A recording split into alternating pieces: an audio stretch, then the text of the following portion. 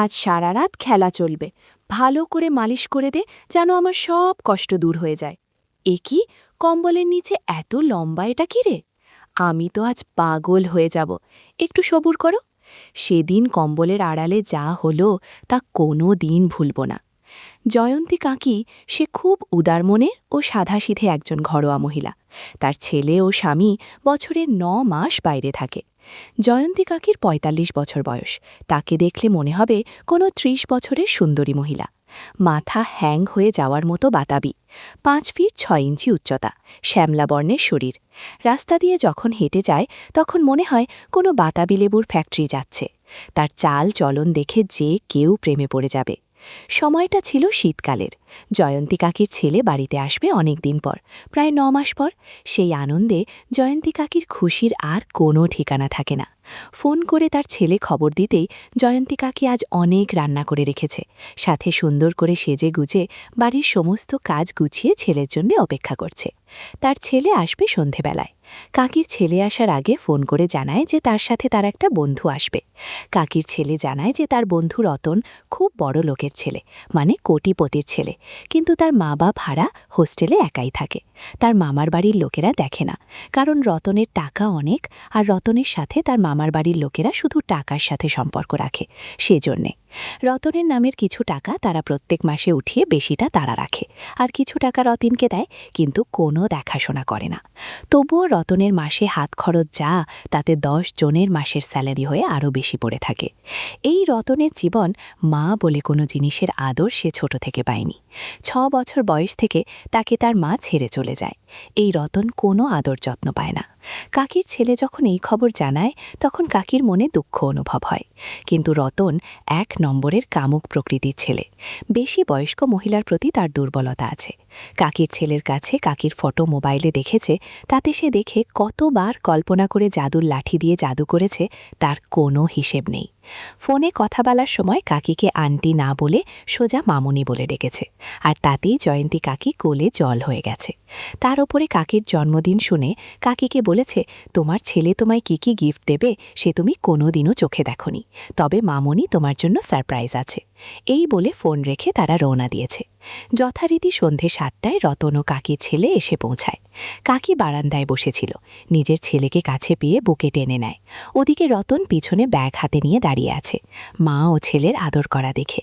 রতনের সত্যি সত্যি চোখে জল চলে আসে। কাকির ছেলে তখন বলে, মা এই দেখো, এটা রতন, আমার বন্ধু। ওর মা নেই, তোমাকে যার কথা বলছিলাম এই সেই রতন। রতনের উচ্চতা ৫ ফুট ২ ইঞ্চির মতো হবে। কাকি তাকে কাছে ডাকল, বলল, আয় আমার বুকে আয়, আজ থেকে আমি তোর মা, তুই কষ্ট পাবি না, তোর সব কষ্ট আমি ভুলিয়ে দেব। রতনও ব্যাগ ফেলে কাকিকে কাছে গেল।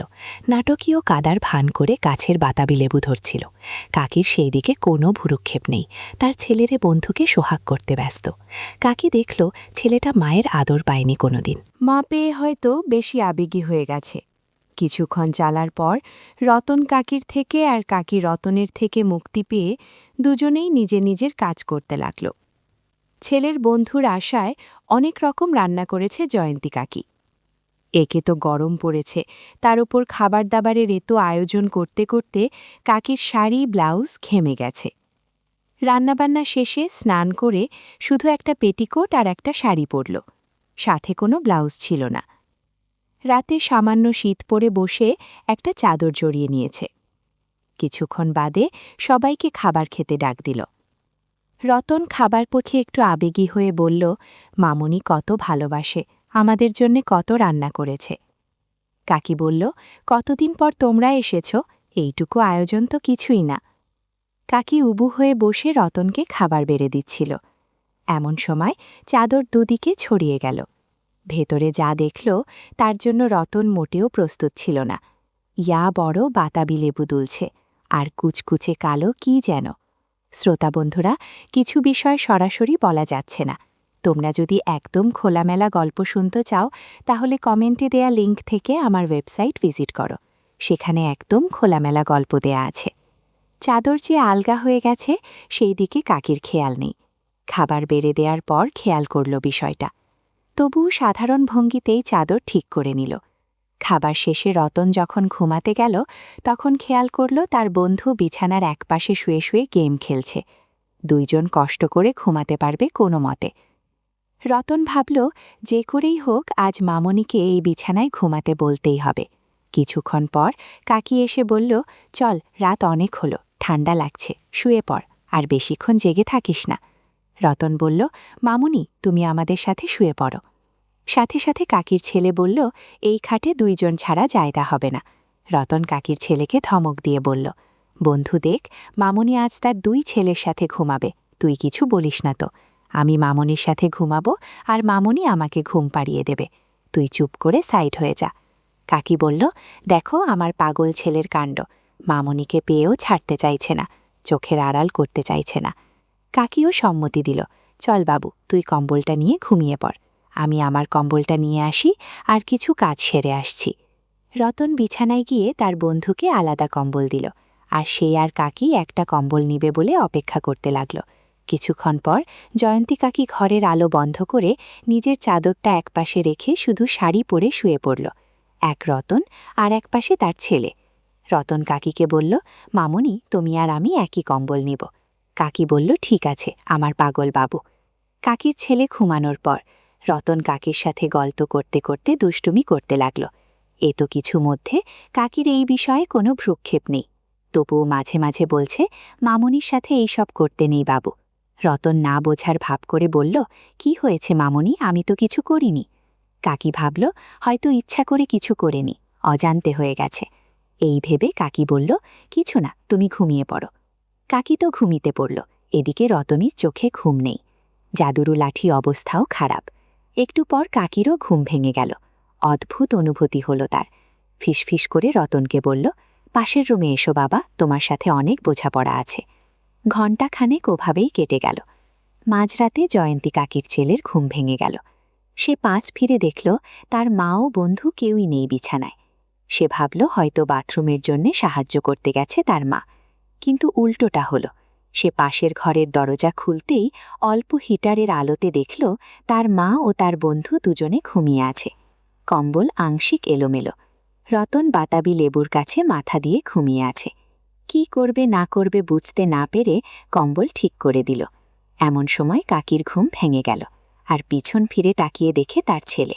বলল, বাবান, তুই কি করছিস এত রাতে এখানে? কাকির ছেলে উত্তরে বলল, ঘুম ভেঙে গেছে, সেই জন্যে বিছানায় দেখলাম তোমরা কেউ নেই, সেই জন্যে দেখতে এলাম, দেখি তোমরা এই ঘরে। কাকি ঘুম গলায় বলল, গতকাল আমার কোমরটা খুব ব্যথা করছিল, সেই জন্যে ঘুম আসছিল না। রতন বলল, মামুনি, তোমায় মালিশ করে দেই। এত জোর করল যে আমি না করতেই পারলাম না, সেই জন্যে তোর ঘুম ভেঙে যাবে বলে এই ঘরে এসে মালিশ করে দিল। অনেক রাত হওয়ায় রতন ক্লান্ত ছিল, আরও ঘুমও পাচ্ছিল ওর, তাই আর ওই ঘরে যায়নি, এখানেই ঘুমিয়ে পড়েছে।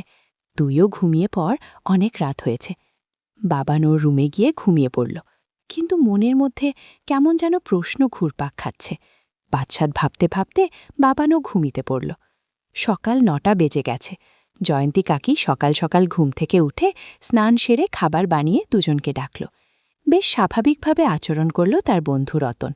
রতন ও বাবান দুজনে উঠে পড়ল। হালকা ঠান্ডার সকাল। বাবান দেখল তার বন্ধু স্বাভাবিক, তার মাকে গুড মর্নিং মামুনি বলল। তার মা ও রতন একদম নর্মাল। বাবান সাথে সাথে নিজের মাথায় একটা চড় দিয়ে বলল, ধুর, কি আলতু ফালতু ভাবছি মা আর বন্ধুকে নিয়ে। একটু পর সেও ফ্রেশ হয়ে সকালে খাবার খেয়ে নিল। খাবার শেষে দেখল রতন তার মায়ের কাছে যাচ্ছে, কিন্তু কোনো বদমতলব লক্ষ্য করছে না। এদিকে রতনও চালাক ছেলে, গতকাল শুনেছে যে বাবান তার পিসির বাড়ি যাবে, সেখানে 2 দিন থাকবে। এজন্যে বাবানের সামনে জয়ন্তী কাকির সাথে নর্মাল ব্যবহার করছে রতন। একটু পর বাবানের ফোনে হঠাৎ কল এলো। তার পিসি তাকে গ্রামের বটতলায় নিতে এসেছে, তাকে যেতে বলল, কারণ জয়ন্তী কাকির বাড়িটা নর্মাল পাড়া গাঁও থেকে অনেকটা দূরে। বাবান বলল, আমার বন্ধু রতনকে নিয়ে এক্ষুনি আসছি। বাবানের পিসি সাথে সাথে বলল, ওইসব ছেলেকে নিয়ে আসলে তোর সাথে আমি কথা বলা বন্ধ করে দেব। বাবান আর কথা না বাড়িয়ে বলল, আমি আসছি বেশি, তুমি দাঁড়াও। বাবান কথা মতো সব গুছিয়ে বেরিয়ে পড়ল। বাবান বের হবার পর থেকে শুরু হলো রতনের কর্মকাণ্ড। দুপুর হয়ে গেছে, বেলা গড়িয়ে প্রায় 2টো বেজে গেছে। কাকি রতনকে স্নান করে আসতে বলল। রতন সেই মতো স্নান করে দুপুরের খাবার খেয়ে নিল। খাবার খেয়ে উঠে দেখে কাকি খাটের পাশে দাঁড়িয়ে রোদ থেকে তুলে আনা নিজের কাপড় ও বাবানের ধুয়ে দেয়া জামা প্যান্ট গুছাচ্ছে। রতন পিছন থেকে আবেগী হয়ে নাটকীয় কান্না করতে শুরু করে দিল। রতনের কান্না দেখে কাকি রতনের দিকে ফিরে বলল, কি হয়েছে বাবু তোর, তুই কাঁদছিস কেন? রতন ফুপাতে ফুপাতে বলল, মামুনি, আমি পরের ছেলে বলে তুমি আমাকে সকাল থেকে একটু আদরও করনি, আর আমার সাথে ঠিকমতো কথা অবধি বলনি। কাকির উদার মনে কষ্ট নেমে এলো। সে বলল, না বাবু, আমি তোকে পর ভাবি না। দেখলি না সকাল থেকে কত কাজ ছিল, আর বাবানের ব্যাগপত্র গুছিয়ে দিলাম।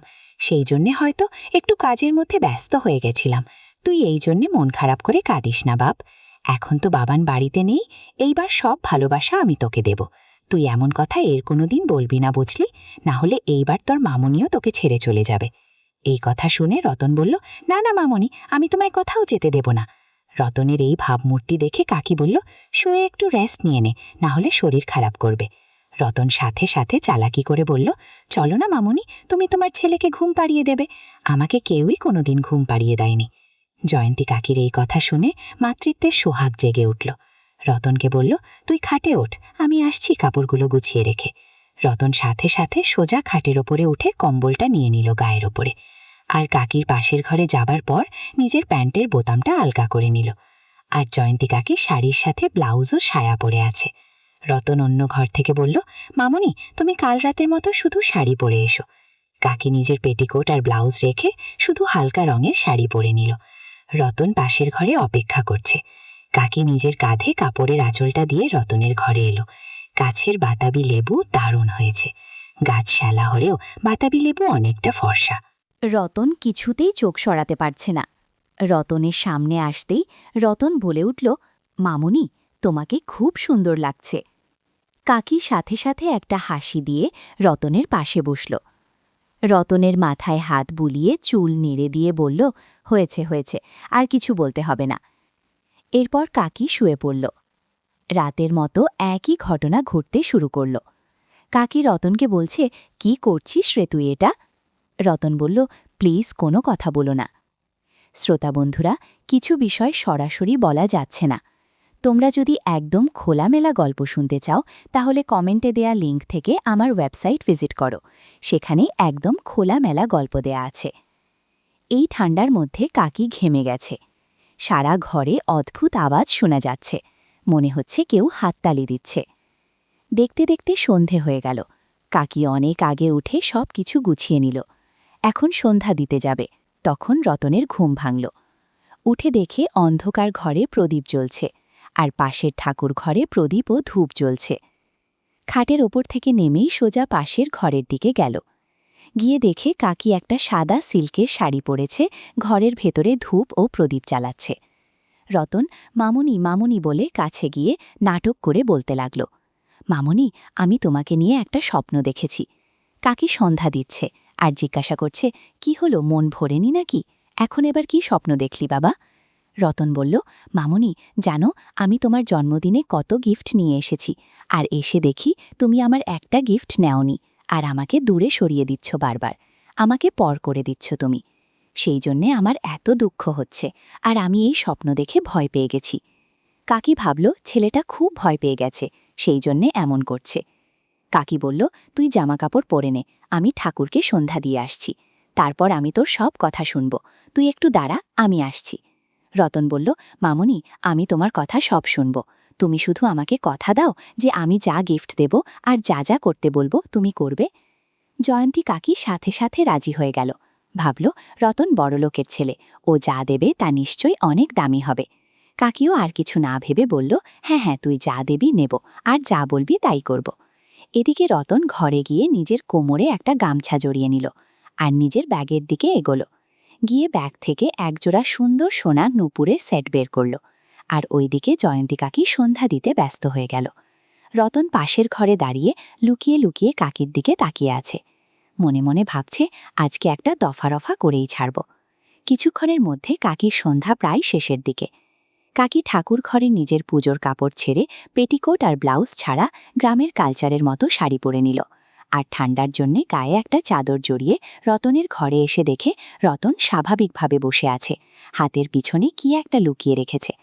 কাকি ঘরে ঢুকতেই রতন বলে, মামুনি, তুমি চোখ বন্ধ করো, তোমার জন্য একটা সারপ্রাইজ আছে।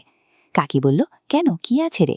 রতন মুখ ভার করে বলল, আমাকে কথা দিলে আর ভুলে গেলে, আমি যা দেব তুমি তাই নেবে।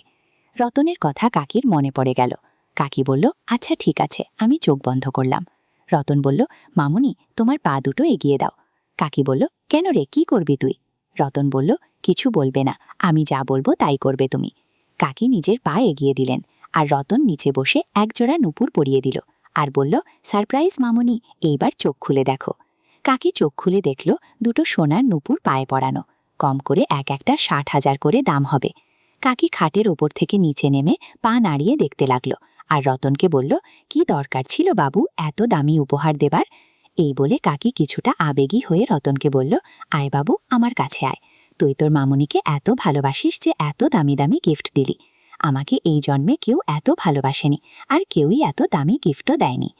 এই সুযোগে রতন বলল, আমি তোমাকে অনেক সুখী রাখব, আমাকে কখনো দূরে সরিয়ে দিও না। কাকি তখন বিভোর হয়ে গেছে, রতন ছাড়া কাউকে দেখতে পাচ্ছে না। আমার একটা ইচ্ছা আছে, তুমি পূরণ করবে? কাকি বলল, তুই যা চাইবি তাই দেব। রতন বলল, চাদর রেখে শুধু শাড়িতে এই নুপুর পরে আমার সামনে নাচতে হবে। কাকি বলল, তোর জন্য আমি সব করতে রাজি। কাকি চাদর একপাশে রেখে তাতা থই থই করে নাচতে শুরু করল। হালকা রঙের শাড়ি হওয়ায় দারুণ সুন্দর লাগছিল কাকিকে। গাছের বাতাবি লেবুও অনেক দুলছিল। এদিকে রতন কাকির নেত্র বিছানায় বসে দেখছে, আর কি যেন করছে। শ্রোতা বন্ধুরা, কিছু বিষয় সরাসরি বলা যাচ্ছে না।